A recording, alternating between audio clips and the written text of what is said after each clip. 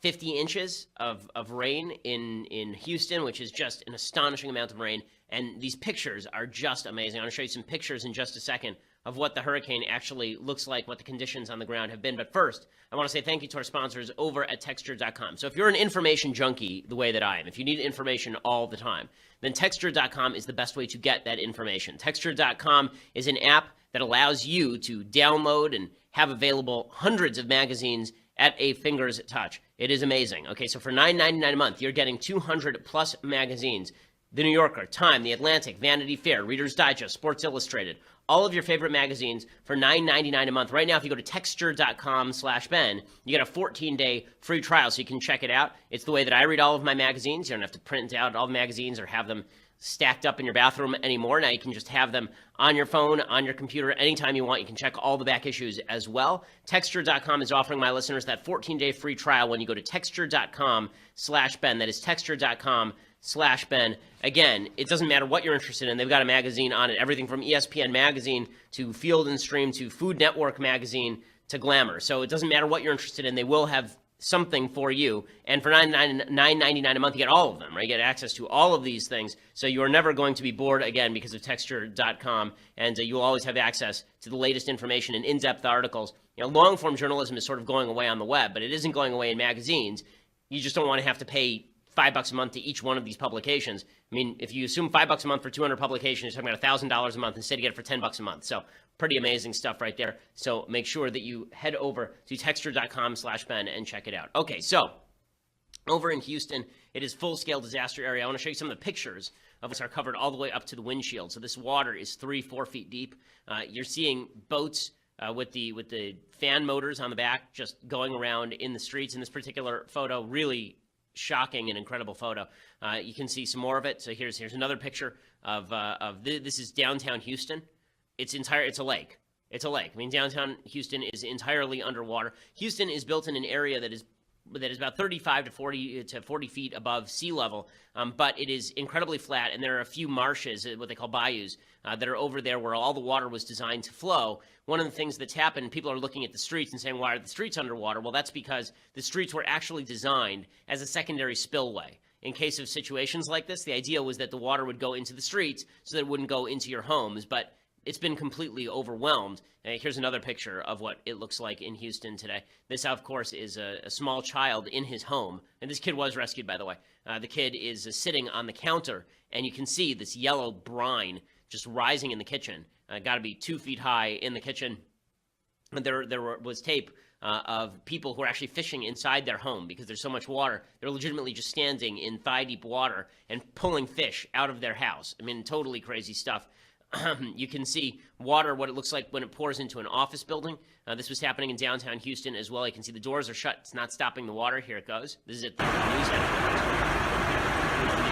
headquarters.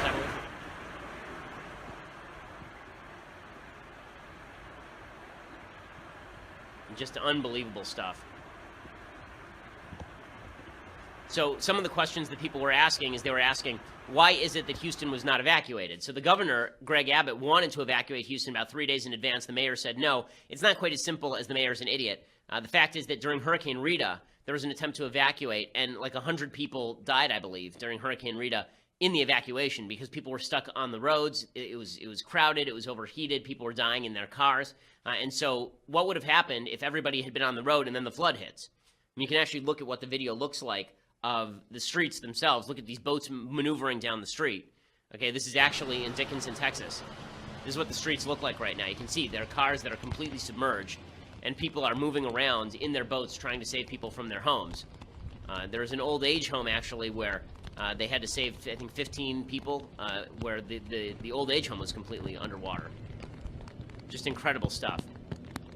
So one of the questions that's been asked is, how is Trump doing on all this, right? How's the federal government doing on all this? So Trump, as is Trump's wont, tweets out a lot of stupid things, right? He tweets out a lot of dumb things. He tweeted out a bunch of things about the hurricane that are really kind of silly. He tweeted, it sounds like a game show host tweeting about the hurricane.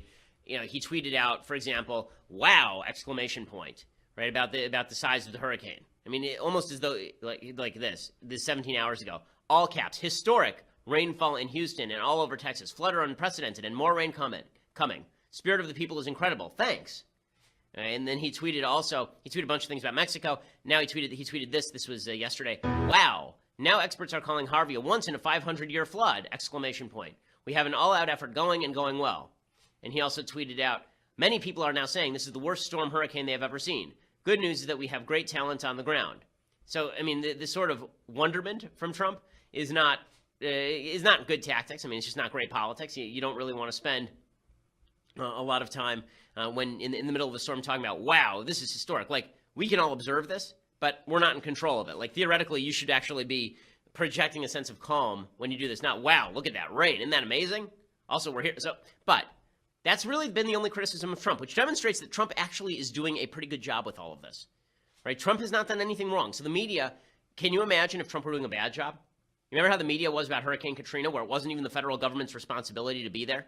And they responded in relatively prompt fashion, and the media ripped them up and down because the Democratic governor of the state, Mary Landrieu, I think it was, at the time, she was Kathleen Blanco was the governor of the state at the time. She was garbage. She was a terrible governor at the time. And Mayor Ray Nagin of New Orleans had told people not to evacuate, and then a lot of people died because of that, and then they blamed Bush for it. Can you imagine if things went wrong in Texas, how much blame Trump would get?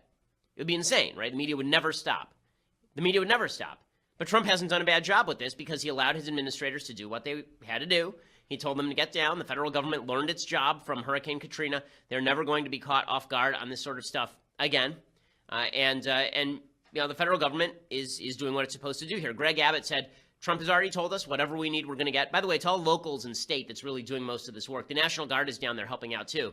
But this is the difference between Greg Abbott doing a good job at the state level and the mayor of Houston apparently doing a good job with local law enforcement. He's a Democrat, so this is a bipartisan thing. Now here's Greg Abbott talking about the federal government's response.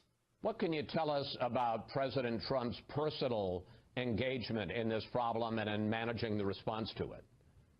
It's been extremely professional, very helpful. He called and said, Governor, whatever you need, you've got. And this is the quickest turnaround I've ever seen from the time that a governor made a disaster declaration to getting that granted. Okay, so Trump is doing what he's supposed to do. He's checking all the boxes. The FEMA administrator, right, works for Trump, says, listen, we're going to be there for years, and that's okay. We're going to fix all this stuff. The National Weather Service says that parts of Texas might be uninhabitable for weeks, even potentially months after the hurricane. Are you prepared? Is FEMA prepared to be there for months on end? FEMA's going to be there for years, sir. This disaster recovery, this disaster is going to be a landmark event, and we're already in the stages. While we're focused on response right now and helping Texas, respond, we're already pushing forward recovery housing teams. We're already pushing forward forces to be on the ground to implement National Flood Insurance Program policies as well and doing the inspections that we need. So we're setting up and gearing up for the next couple years. Okay, again, the point here is that the media would be all up in Trump's business if Trump were doing a bad job on this. And that's how you can tell when Trump is doing something okay. When the media are all up in Trump's business over something ancillary, that means that the main job that he's doing is basically okay. When Trump does something terrible, the media are all over him. When he does something mediocre, the media are all over him. When they're focusing on his tweets about the hurricane as opposed to the actual federal government response, that means the federal government is doing what it needs to do. And I promise you, the people in Houston don't give two damns about what Trump tweets about this stuff. All they care about right now is there going to be somebody who's going to help me get out of my house? I mean, it was getting so bad that people were tweeting their home address over Twitter to the emergency response teams because the 911 call center was jammed. There have been over 1,000 rescue attempts. I think 5 people dead in the flooding so far in Houston. The local PD was telling people, if you're going to take shelter in your attic, make sure that you have an axe, because if the water rises, you may have to bust your way through the roof. Okay, that's how bad things have gotten in Houston. Good for the local administrators and good for the police and good for the citizens. There have been a lot of citizens, great stories, citizens out there in their boats, going around saving people, just normal people. I mean, just going around. Really, it shows the American spirit. It is amazing how the media covers this, by the way. There was one guy who was driving around and he was sailing around in his boat, picking people up, and he happened to have a Confederate flag on the back of his boat. And the media had coverage of this, and they refused to cover it because he had a Confederate flag. Because clearly this guy was a brutal, vicious racist, even though he was saving black people from their houses too. Clearly the Confederate flag trumps the fact that he's out there saving people. Anyone with a Confederate flag must be evil and nasty. I know there was a story like that today where there was tape of, it was kind of funny tape, of a fellow who had a hawk land in the middle of his car. The hawk came in and landed in the middle of his truck because it had no other place to land. And naturally, the internet went nuts because this guy had a Confederate flag in his car. So obviously, that's something terrible, and we can never, ever, ever say nice things about anyone who has a Confederate flag in their car. The reason that I bring that up is because there's a lot of talk as this hurricane is happening about why can't America just be that?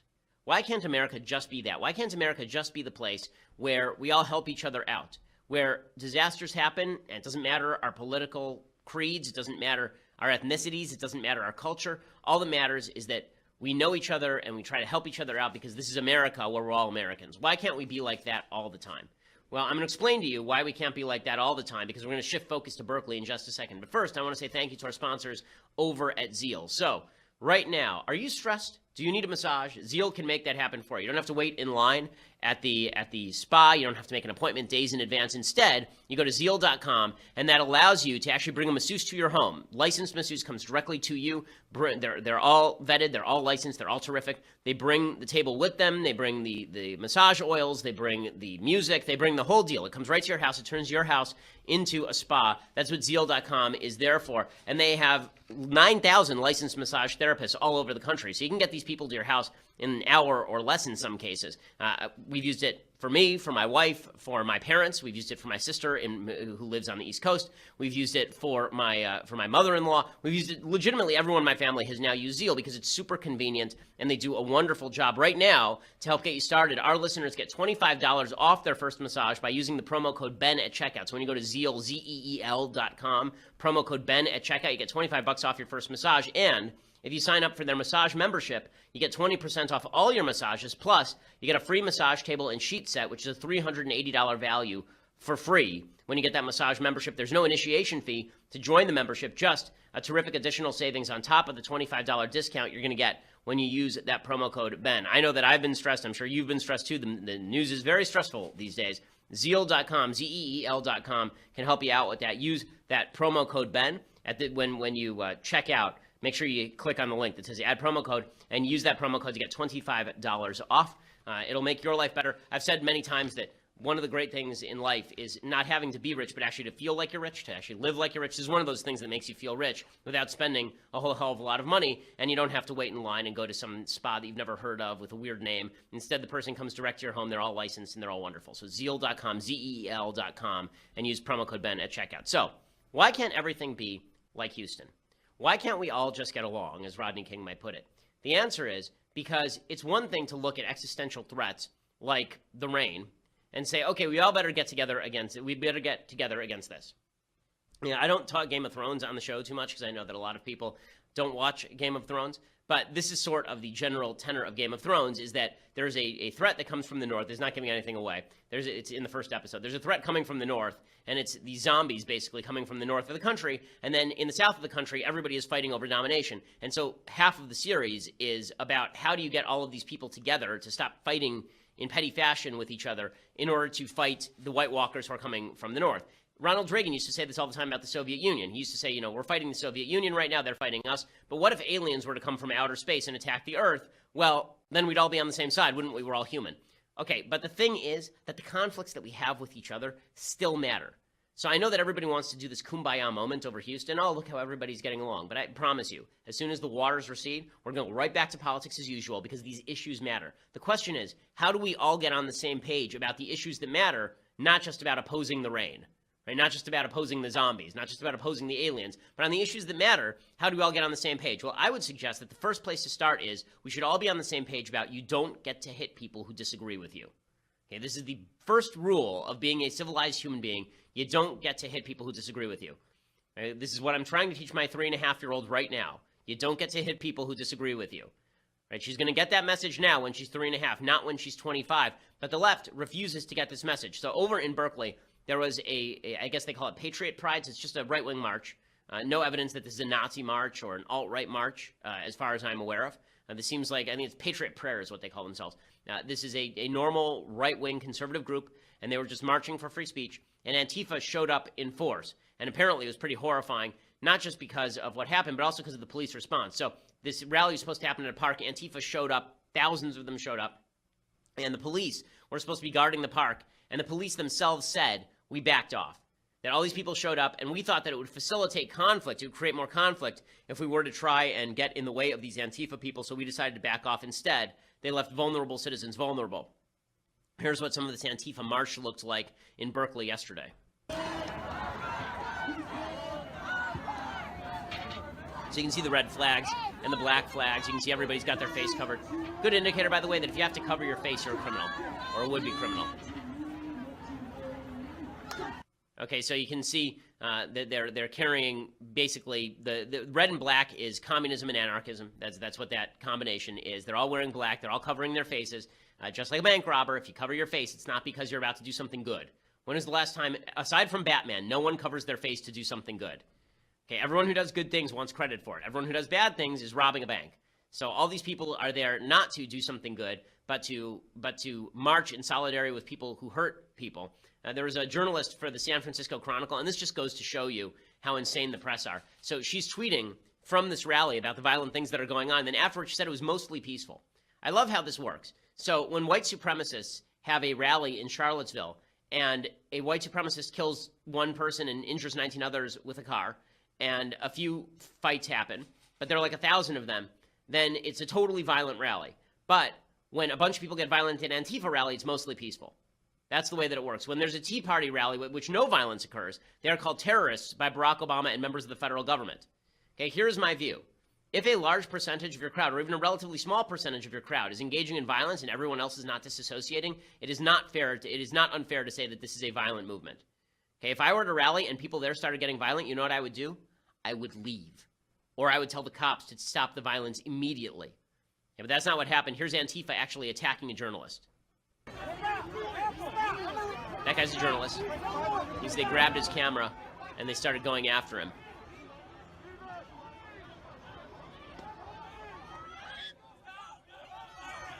And there's a journalist who's been pushed down on the ground.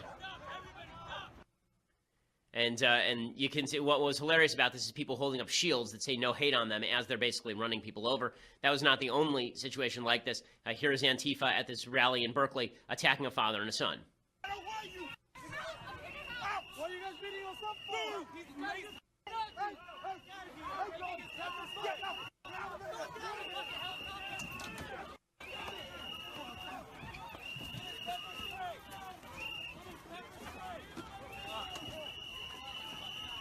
They're hopping on this guy and beating the crap out of him.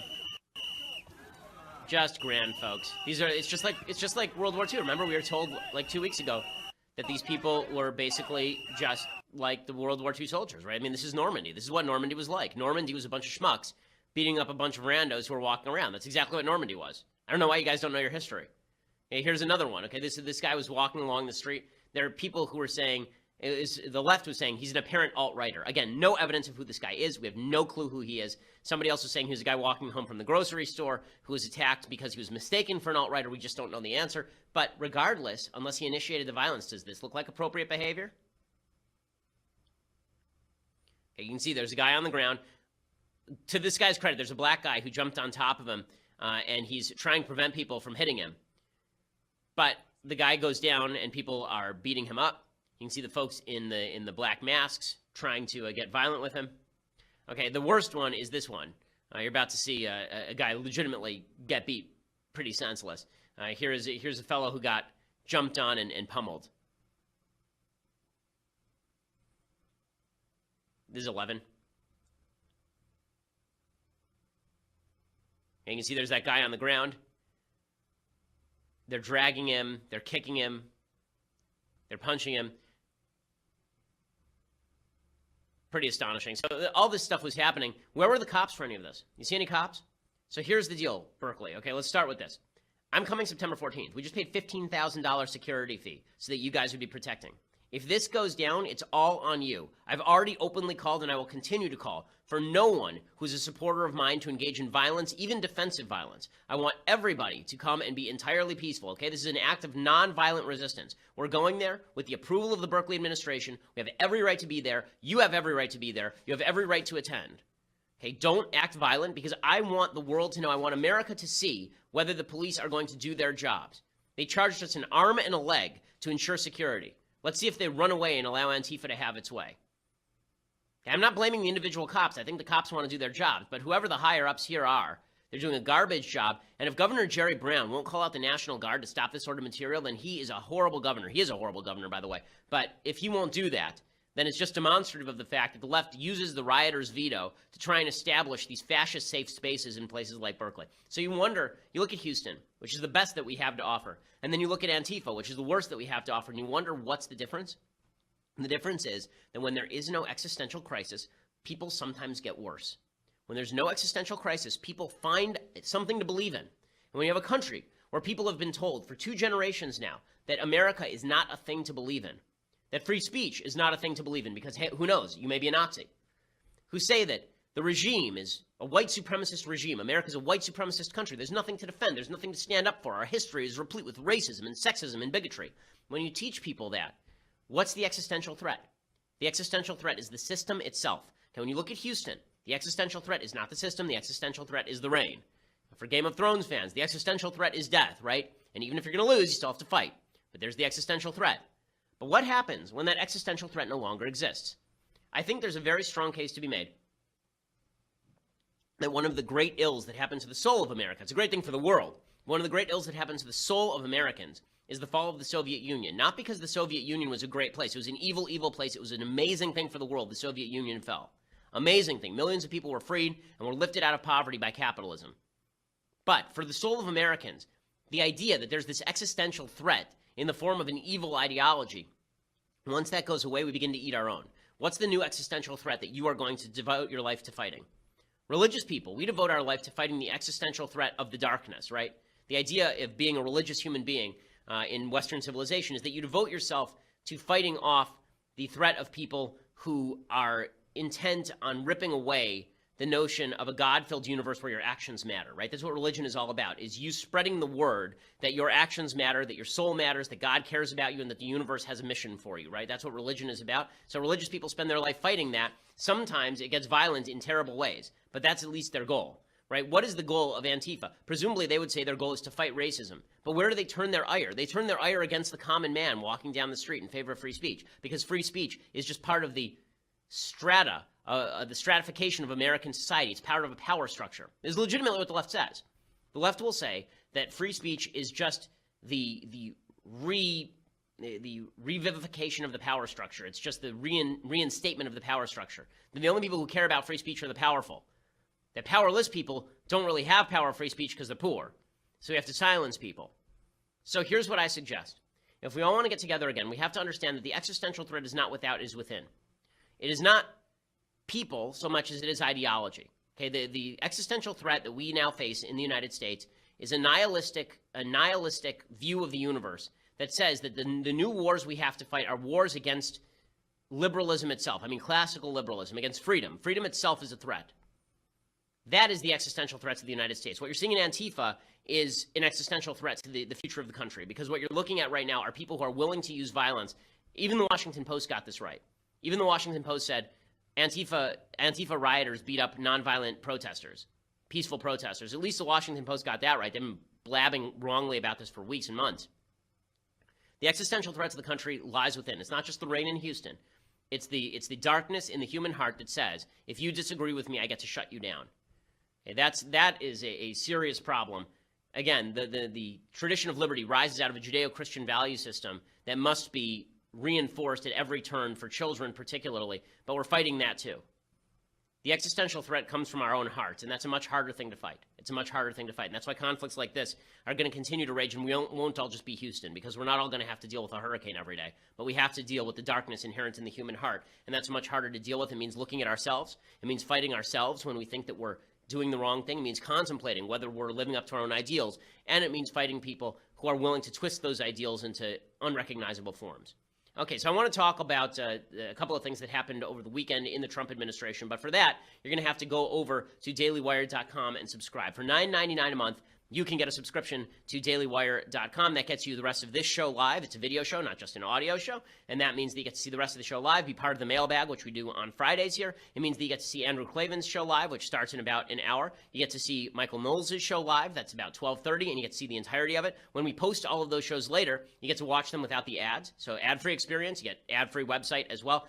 And if you get the annual subscription, you get all of those things, plus the finest of all tumblers, the leftist tears, hot or cold tumbler, will take you through many a dark day. As Tyrion says, his job is to drink and know things. This is your job as well. So you may as well drink from a fantastic tumbler and know things from listening to the show. So you can do all of those things for a $99 annual subscription, which saves you money on the monthly subscription. Go over and check it out at dailywire.com. If you want to listen later, go over to iTunes or SoundCloud. Please hit subscribe. Please leave us a review. We always appreciate it. It helps us with the rankings on iTunes and helps us continue to be the fastest growing and largest conservative podcast in the nation.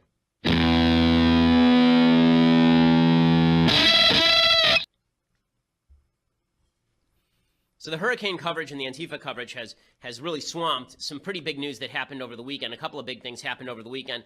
Late Friday afternoon, President Trump decided that it was definitely necessary for him to pardon Sheriff Joe Arpaio. This was obviously a political move. We can talk about the ramifications of it, why I think some people are overstating the case against the pardon. But, you know, it's obviously a political move. Juan Williams summed up sort of the left view of why Sheriff Joe was pardoned. Sheriff Joe had been a longtime Trump supporter. No question that had something to do with all of this. Here's Juan Williams suggesting why he was pardoned. This was not an act of mercy for someone who had been denied justice. Sheriff Arpaio has not been sentenced yet. He's been convicted but not sentenced. So this was a preemptive act by President Trump that I think then sets a precedent going in that he can act in terms of pardons with little review from the Justice Department to help out someone who's a family member, someone who's a political ally. You remember, Arpaio was not only an early supporter of Donald Trump, he was an early birther, and he is the face of hostility towards immigrants, specifically Mexicans and Latinos in this country. So it was a political act that he promised his base on Tuesday night at that rally in Phoenix, and he has delivered on that promise in such a way as to say that in the future, such acts of pardon are now more normal. Okay, so what the left is afraid of is that Arpaio is going to lead to a series of pardons for family members or Trump pardoning himself. Again, I think that's overstated. I don't think there's a lot of evidence of that. I think that Trump just likes Arpaio and wanted to pardon him. I think it's that simple. And the reason he likes Arpaio is because Arpaio says that he likes Trump. Here's Sheriff Joe talking about how he's going to be with Trump until the very end. I love that president. He supports law enforcement, and I'm very humble. If you recall, 2 years ago, I supported him, and I said publicly recently, pardon or no pardon, I will be with him to the end. Okay, so that's really, I think, a reason behind this. So let me give you sort of the background of facts about Sheriff Joe so you know what you're talking about. So a lot of people are pointing out that Sheriff Joe has acted in corrupt fashion, that he's gone after journalists. He had to pay out, I think, a $3.5 million payout. The Sheriff's Department had to pay out a payout to journalists who was wrongly arrested or harassed by the police. They've had to pay tens of millions of dollars in various fees for racial profiling in civil suits. So Sheriff Joe has not been, I think, a wonderful sheriff. He's popular because for many years there was a lot of publicity around things like him forcing inmates to wear pink underwear because he wanted to emasculate them, which is funny, right? Or Sheriff Joe wanting them to work on chain gangs because he didn't want them lazing around all day and forcing them to live in tents to be very uncomfortable instead of being in positions where they were in prisons watching TV. He was popular on the right for a lot of those things. He was also popular on the right because he would do immigration enforcement that a lot of people on the right felt the federal government was not doing, that he would police immigration, that he would do sort of these immigration sweeps and then check people. The courts came in and they said, what you're doing is illegal. It's racial profiling. He defied the courts and he said, I am not going to pay attention to your court orders, at which point he was arrested and convicted for criminal contempt. So there's a couple issues that are wrapped up here. A lot of people are saying he deserves to be in jail because of all the things that he did that he wasn't convicted for. Okay, that's not how the system works. Okay, if you're going to be convicted for those things, then he should be convicted for those things. You cannot like him for those things. I think that's perfectly fine and fair. But if we're going to talk about what he's being pardoned of, you have to talk about the crime that he actually committed, which is criminal contempt of court. So let's start with the basic idea of criminal contempt of court. We'll talk about the politics and why it's, why Trump did what he did and whether it's smart or not in a second. But criminal contempt of court is essentially a political offense. I say that it's a political offense because the fact is that it is the court basically declaring that you are not acting in accordance with its rulings, and therefore it's going to throw you into jail. A lot of people say that this is perfectly appropriate, that if you pardon somebody like Arpaio, what you're really saying is that the executive branch has priority over the judicial branch. Okay, but when it comes to pardons, the executive branch does have priority over the judicial branch. I mean, that's in the Constitution. Trump didn't do anything extra constitutional here. And if you were to change the situation, let's say that there was a court in 1960s Alabama that ruled that Martin Luther King had to go to jail. And so Martin Luther King goes to jail. And then he says, you know what, I'm not showing up for jail. I'd rather be held in criminal contempt. Or they convict him of something, and they say you have to pay a fine because you are disturbing the peace, right? I'm making the situation up. And Martin Luther King says, I'm not paying a fine. The law is unfair. Go screw yourselves. And then they throw him in jail for criminal contempt. And then he's pardoned by LBJ. Is that illegitimate? It's not illegitimate under those circumstances. So simply saying that any attempt to overthrow a criminal contempt conviction with a pardon is illegitimate, I think, is overbroad. So the question becomes, was this a political conviction of Sheriff Joe? So there's a guy named Warren Henry over at The Federalist who has a very, very good column about this today, explaining all of the background to this. He talks about, I should really just read some of it because it gives you the factual background you need. In 2007, Manuel de Jesus Ortega Melendres and other plaintiffs brought a class action against Arpaio, the Maricopa County Sheriff's Office, and other defendants, alleging the defendants violated the 4th and 14th Amendments to the Constitution by racially profiling Latino motorists and passengers. The Melendres lawsuit, which the Justice Department joined, that was Bush's Justice Department, focused primarily on saturation patrols. In 2009, ICE modified its agreement with Arpaio and the Maricopa County Sheriff's Office, revoking their authority to enforce civil immigration laws except in jails. In 2011, during pretrial proceedings, the district court judge, a guy named Murray Snow, a Bush appointee, ruled in favor of the Melendres plaintiffs on some of their constitutional claims. He entered a preliminary injunction barring the defendants from detaining people solely based on reasonable suspicion they were unlawfully present in the country. So you can say that this is a political decision by the judge, but it was really the Ninth Circuit Court of Appeals that had already ruled on this, so he was abiding by the Ninth Circuit Court of Appeals ruling. So basically, the Ninth Circuit Court of Appeals said that he doesn't have the authority, Arpaio does not have the authority to actually enforce immigration law himself. Arpaio disagreed. He decided to ignore the injunction. So in 2013, after a non-jury trial, Snow concluded that Arpaio's policy violated the 4th and 14th Amendments by using race as a factor in determining where to conduct patrols, in deciding whom to stop and investigate for civil immigration violations, and in prolonging detention of Latinos while their immigration status was confirmed. So Arpaio and the MSCO continued to operate, openly acknowledging that they were violating the law at the time. All of the parties in this particular lawsuit agreed race cannot be considered as a factor for reasonable suspicion. That goes all the way back to 1975 and a Ninth Circuit Court of Appeals ruling in 2000. But Sheriff Joe was basically saying we're not doing it on a racial basis. We're rounding people up on the basis of where we think all the illegal immigrants are. In May 2016, and this is the final contempt order, following 21 days of evidentiary hearings, Snow found Arpaio and other defendants in contempt of court. In a 162-page order, Snow found Arpaio understood but intentionally failed to implement the court's preliminary injunction while publicly asserting that the MCSO, the Maricopa County Sheriff's Office, had the authority to do what had been enjoined in the belief that such activities would benefit his upcoming re-election campaign. So in this case, Arpaio basically openly said, I'm ignoring the law, I know I'm ignoring the law, and that was the biggest problem here. The criminal charge carried a maximum 6-month sentence. It was heard by a Clinton appointee. She rejected Arpaio's argument, and she said that he had to go to jail. So I think that Warren Henry's conclusion here is basically right, and I think this is what we should keep in mind. It's a little more complex than Trump had no right to pardon Arpaio, and it's a little more complex than Arpaio was clearly a political victim here. It says, for viewing the court record and the public record as a whole, it's easy to argue politics were involved in the Arpaio case. It is less easy to argue politics played a significant role or ran in only one direction. For example, the Obama administration's termination of Arpaio's authority to enforce civil immigration laws carries at least a whiff of politics.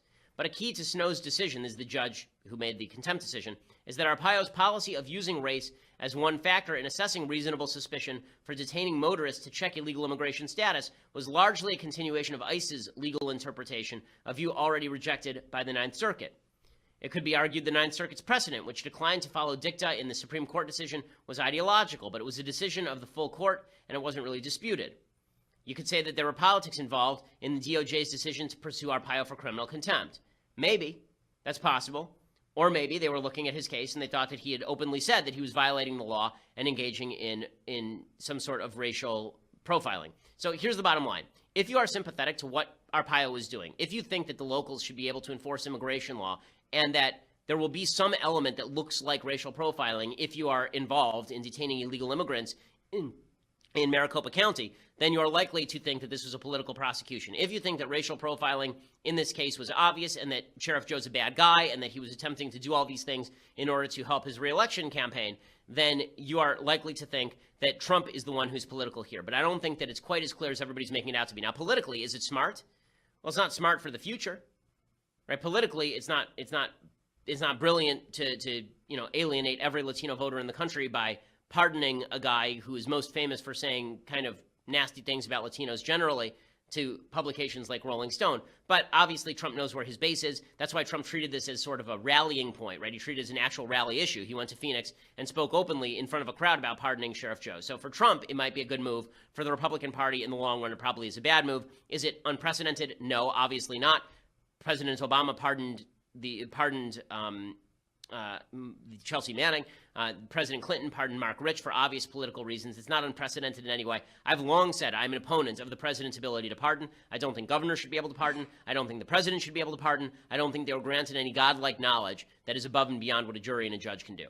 Okay, so in other news affecting the Trump administration, Rex Tillerson looks like he's going to be on the way out, the Secretary of State. I think that's a good thing. I don't think he's a good Secretary of State. I think that Rex Tillerson is basically a Democrat. I don't think that he is right-wing in any serious sense. He's not hawkish on foreign policy in any serious sense. He's sort of a State Department lifer. The talk is that he may be ousted and Nikki Haley would be made Secretary of State. That would be fantastic. That'd be a fantastic move. Good for Trump if he does that. Rex Tillerson basically signed his own death warrant on the way out. He went after Trump himself. He was specifically asked about Trump's take on Charlottesville, and here was Tillerson's answer. When the president gets into the kind of controversy he does and the UN committee responds the way it does, it seems to say they begin to doubt whether we're living those values. I don't believe anyone doubts the American people's values or the commitment of the American government or the government's agencies to advancing those values and defending those values. And the president's values? The president speaks for himself, Chris. Okay, that's brutal. I mean, when your own Secretary of State won't say that you speak for America's values, that's basically him saying, sayonara, I will see you later. Catch you on the other side. I think that Tillerson is out by the end of the week. I think that's a good move by the Trump administration. I think it's a bad reason to oust him. I think the reason to oust him is because he's not good at his job, that he's a bad Secretary of State who doesn't actually forward the policies of the United States in any serious way. But if he has to go like this, I'm in favor of it. Fine, get out. So Tillerson, I think, will be out. I think Nikki Haley will replace him, and that will be a good move by the Trump administration. He'll have to use Haley to replace him because otherwise the Senate's not going to confirm anybody he nominates. Haley has already gotten through as the UN ambassador. It would be hard for the Senate to turn her down. Okay, time for some things I like and then some things that I hate. So, things that I like. If you ever want a fantastic synopsis of various great philosophers over time, Will Durant has a book called The Story of Philosophy that truly is a first-rate book. Does a great summary of all of the great philosophers over time, Aristotle and William James and Nietzsche and Herbert Spencer and Plato and Spinoza and Kant. It's really terrific. It's a great summary of, without having to wade through 800 pages of a critique of pure reason, which is almost unreadable anyway. Reading their summary of Kant is accurate and good. Will Durant is, of course, a very, very famous historian. He wrote a much celebrated history of Western civilization that is well worth reading.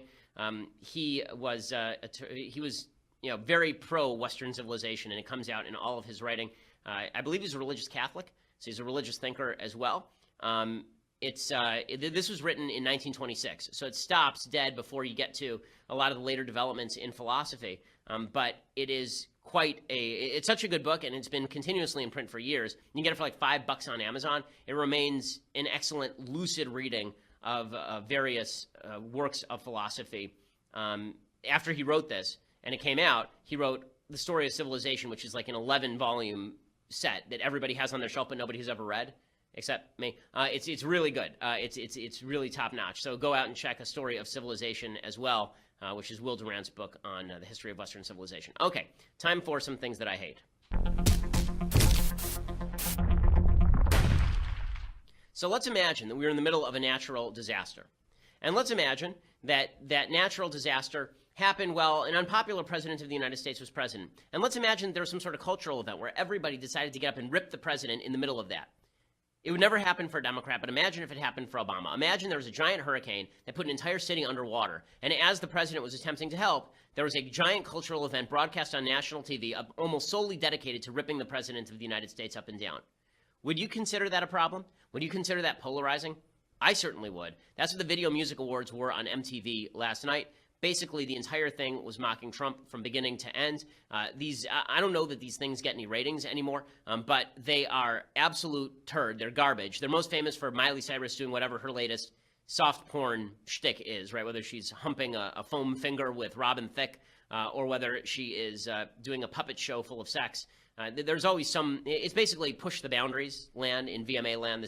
They became originally, the first time I remember the VMAs becoming a national issue is when Britney Spears was strutting around the stage with a giant boa constrictor about her abdomen.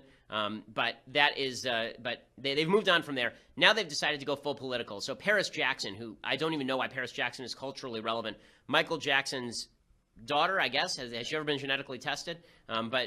Because I think they said that it was artificial insemination, correct? Paris Jackson, I believe, was the case. In any case, Paris Jackson mocked Trump during the VMAs for no apparent reason. I'm seeing a lot of love and light here tonight already. A lot of diversity and a lot of potential power. You know, if we were to all put our voices together, do you realize the difference we would make? If we were to all stand up united as one, our impact, it would be huge. Believe me, huge. And that's not fake news. So let's leave here tonight remembering that we must show these Nazi white supremacist jerks in Charlottesville and all over the country that as a nation with liberty as our slogan, we have zero tolerance for their violence, their hatred, and their discrimination. Oh, she's so righteous. Oh, preach it, Paris.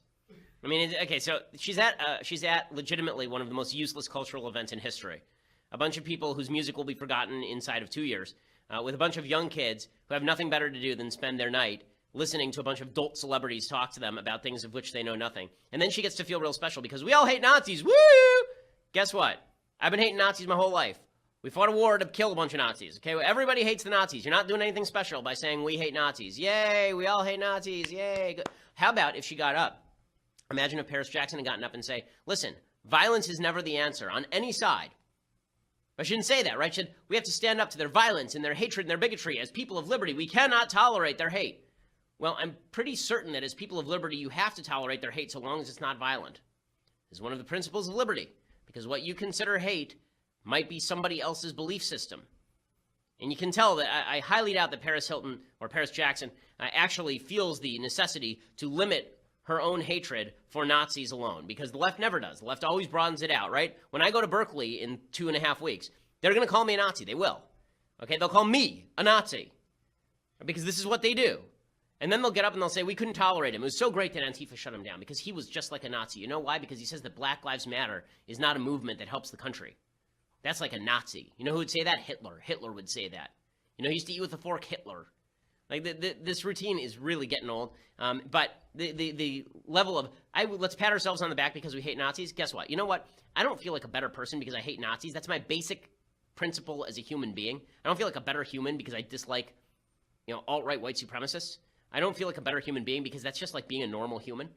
I don't spend my time virtue signaling because virtue signaling is not virtue, but this is just virtue signaling because you're not actually doing anything. You're not actually, like, how many people in the audience are like, you know what, I was a Nazi 1 second ago, but now that Paris Jackson said that, I guess I'm going to give up my hatred and my violence. I'm not a Nazi anymore because of Paris Jackson. So ridiculous. Katy Perry, who looks like the nice, clean-cut daughter who you sent off to school and she came back a lesbian dance theory major. She decided that it was worthwhile to mock Trump as well. First of all, Katy Perry doesn't get to mock anybody's hair with this getup. I mean, she looks like she stuck her head in a bowling ball cleaner. Here's Katy Perry. So there were 5 nominees for Best New Artist when this whole night got started. Now it's just up to the top 2. Congratulations, Julia Michaels and Khalid. And who wins is up to you. will join the ranks of other Best New Artist winners like Justin Bieber, Lady Gaga, and my personal favorite, Hootie and the Blowfish. Woo! Listen, guys, this is one election where the popular vote actually matters, so vote online. But hurry up before some random Russian pop star wins, okay? Okay, so boring, so stupid. Katy Perry should not do comedy, but here's my advice to the Democrats. Please keep using Katy Perry in everything. You did it at the DNC. It worked beautifully, ensuring that Hillary Clinton would never be president of the United States. Hey, this one I thought was, I feel bad for Heather Heyer's mom. Heather Heyer's mom showed up to the VMAs. I do not know why Heather Heyer's mom is at the VMAs. Heather Heyer was, of course, the victim of the white supremacist in Charlottesville. The woman who was killed was Heather Heyer. Her mom shows up at the VMAs. I do not like that, I can't speak. Heather Heyer's mom can do whatever she wants, right? I haven't lost a child. I can't speak to that.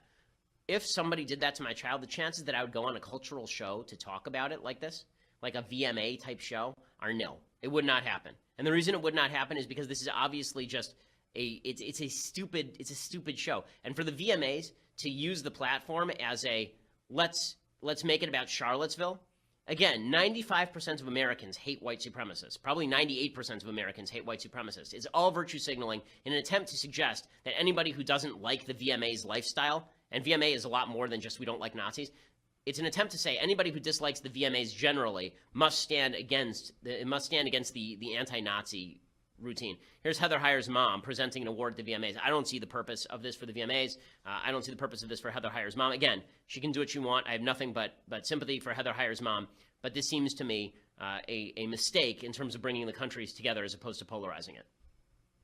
It is my distinct honor to introduce Susan Bro, Heather Heyer's mother, who is continuing to magnify Heather's work.